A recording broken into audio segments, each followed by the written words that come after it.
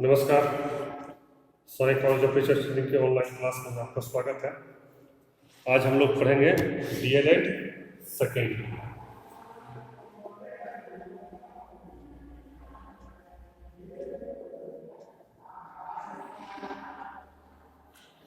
DElEd second year, जैसा कि आप लोग जानते हैं कि इस विषय का नाम है समकालीन भारतीय समाज में शिक्षा और पेपर कोड है S1।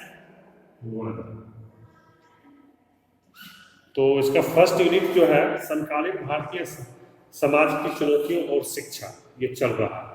इसमें भी पहला टॉपिक जो है विविधता और समानता और वंचना, ये टॉपिक अभी चल रहा है, जिसमें वंचना हम पढ़ चुके थे और असमानता अभी चल रहा है। तो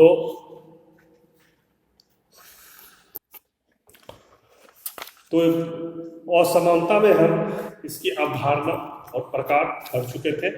आज पढ़ेंगे हम शैक्षिक असमानता के कारण। शैक्षिक असमानता के कारण, जैसा कि हम आपको पिछला क्लास में बताए थे कि असमानता मुख्यतः शिक्षा के क्षेत्र में पाई जाती है और उसी से संबंधित बनते हैं। तो ये असमानता शिक्षा के क्षेत्र में क्यों है, इसका पढ़ेंगे। ये अलग अलग पॉइंट में विभाजित है और हम एक एक पॉइंट करके इसके बारे में पढ़ेंगे। तो सबसे पहला जो इसका पॉइंट है वह है निर्धनता, या जिसे हम गरीबी भी कहते हैं।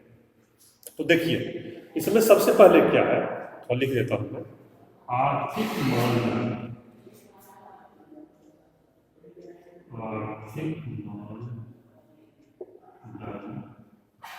आर्थिक मानदंड वंचन के निर्धारण का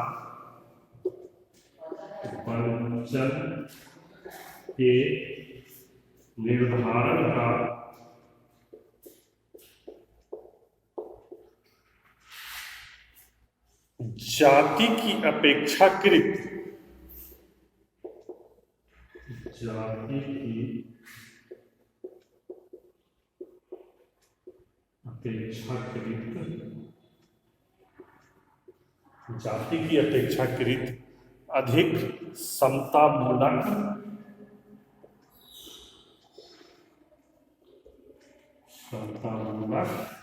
अभाव। देखिए ये क्या कह रहा है निर्धनता में, सबसे पहले कि आर्थिक मानदंड वंचन के निर्धारण का जाति की अपेक्षाकृत अधिक समतामूलक अभाव है।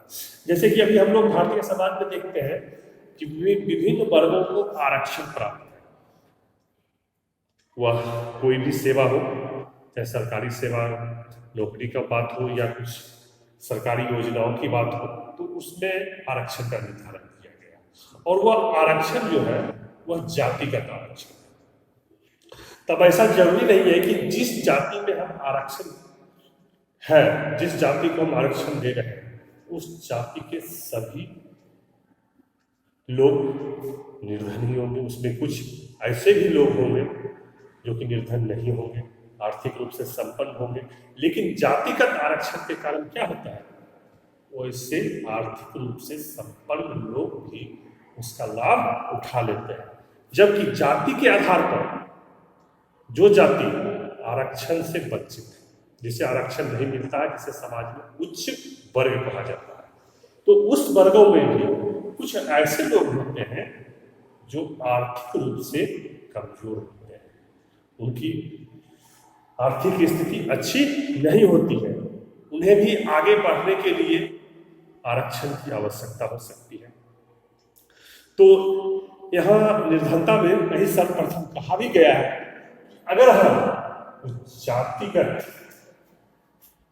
समान बनाने के लिए समाज को, जो कि वंचन है आर्थिक मापदंड में, तो उसको अगर हम जाति की अपेक्षा अगर आर्थिक मापदंड बनाएंगे तो जो सही आदमी है उसे लाभ पहुंचेगा और वह निर्धनता से दूर हो जाएगा। इसीलिए सबसे पहले इसमें कहा गया है कि आर्थिक मानदंड वंचन के निर्धारण का जाति की अपेक्षाकृत अधिक समतामूलक आधार है। अगर हम आर्थिक आधार पर लेकर चलेंगे, अधिकार देंगे, तो सभी को एक समान लाभ मिल पाएगा। देखिए, गरीबों को इस योग्य नहीं बना सके कि वह शिक्षा तक पहुंच कारगर हो सके। तो अभी तक जो गरीब निर्धन लोग हैं वह इस योग्य नहीं पर पहुंच पाया है कि वह शिक्षा के लिए योग्य या कारगर हो जाए। इसमें कारण क्या है? सबसे पहले आते हैं शिक्षा का निजीकरण। शिक्षा का जो निजीकरण आया है, इसमें निर्धन समुदाय के बहुत से प्रतिभाशाली बच्चे भी शिक्षा ग्रहण नहीं कर पाते हैं या उच्च शिक्षा ग्रहण नहीं कर पाते हैं।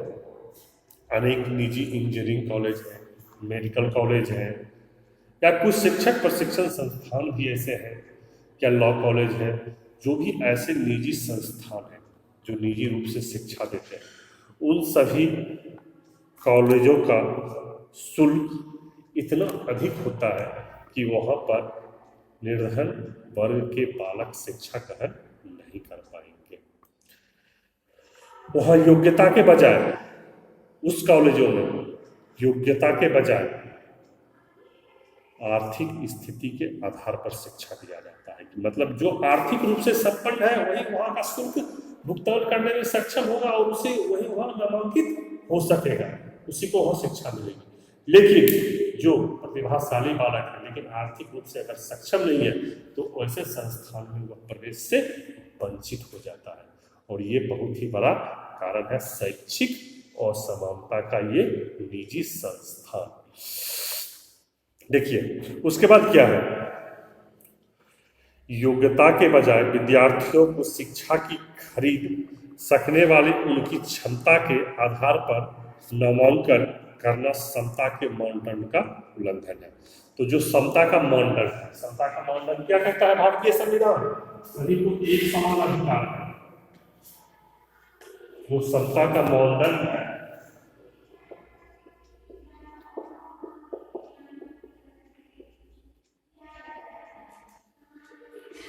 जो समता का मानदंड है कि सभी को शिक्षा लेने का समान अधिकार है। लेकिन यहाँ सभी बच्चे शिक्षा समान ले पाते नहीं ले पाते। क्यों?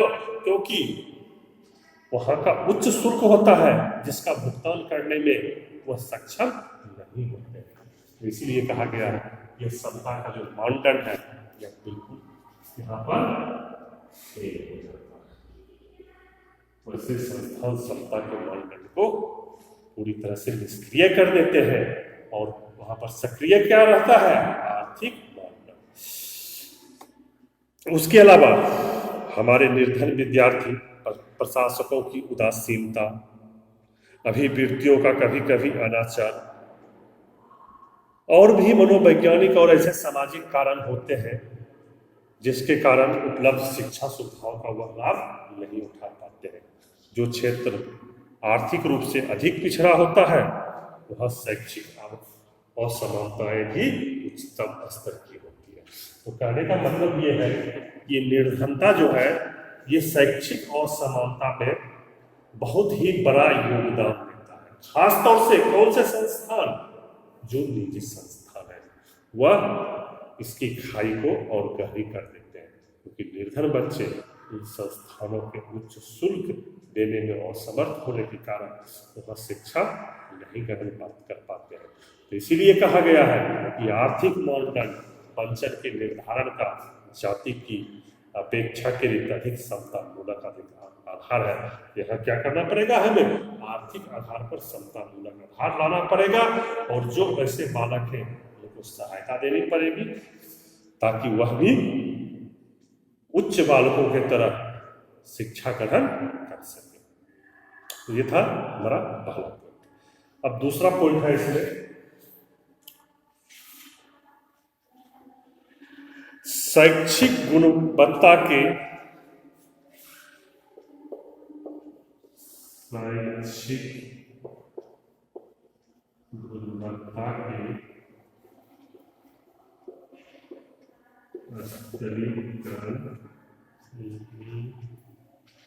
स्तरीकरण प्रावधान।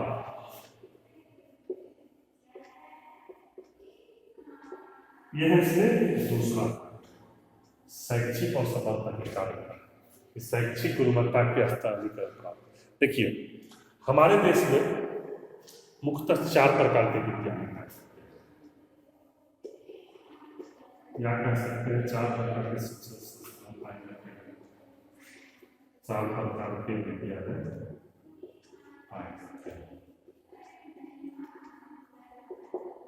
आप लोग जानते होंगे, नहीं जानते मैं बताता हूँ कौन कौन से 4 तरह के विद्यालय पाए जाते हैं। पहला पब्लिक स्कूल,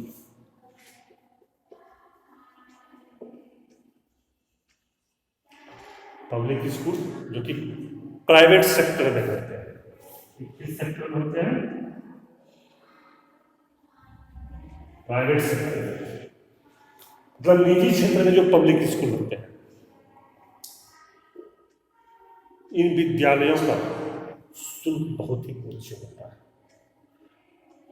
और ऐसे विद्यालयों में सिर्फ धनी व्यक्तियों के बालक ही शिक्षा ग्रहण कर पाते हैं, क्योंकि उसका शुल्क मध्यम वर्ग या निम्न वर्ग के बालक के अभिभावक नहीं उठा सकते हैं। तो पहला जो इसमें आता है 4 प्रकार के विद्यालय में, पहला आता है इसमें पब्लिक स्कूल। दूसरा विद्यालय इसमें हम लेंगे जो कि नगर पालिका,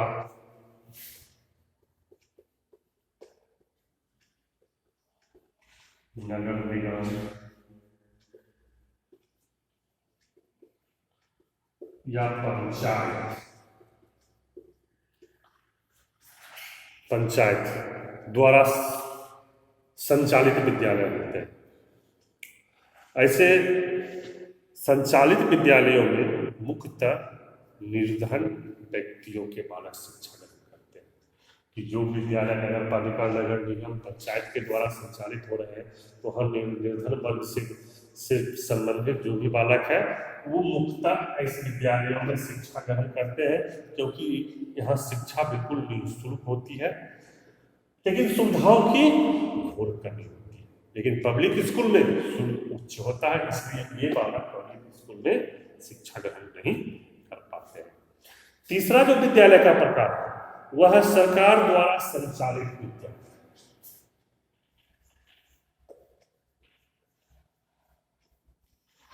सरकार द्वारा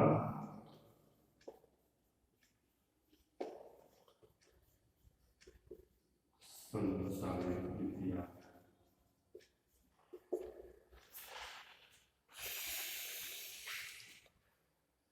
और चौथा होता है सहायता प्राप्त स्कूल।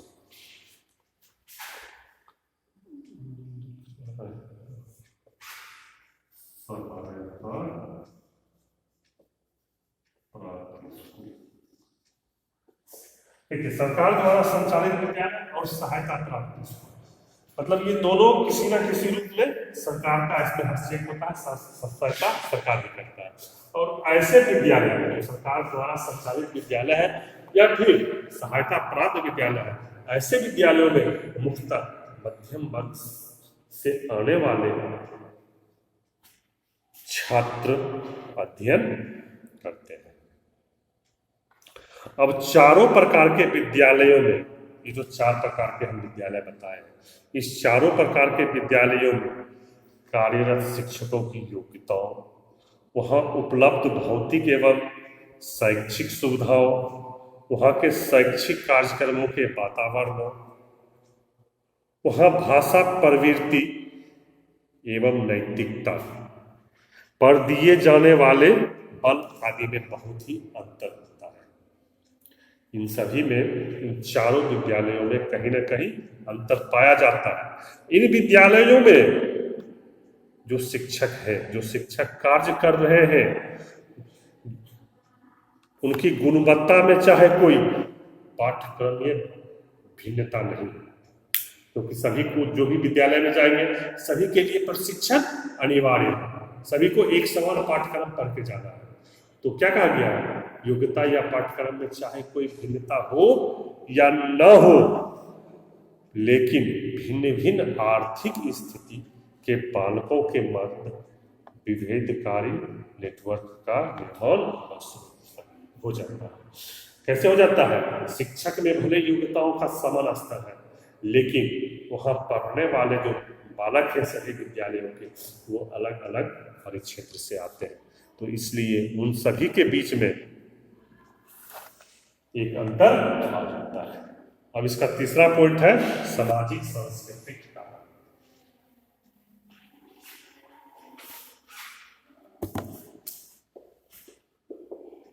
सामाजिक सांस्कृतिक। अब इसको देखिए, सामाजिक सांस्कृतिक कारण। कौन शिक्षा प्राप्त करे संबंधी निर्णयों में कई बार हमारी सामाजिक व सांस्कृतिक परंपराएं प्रारंभ करती है।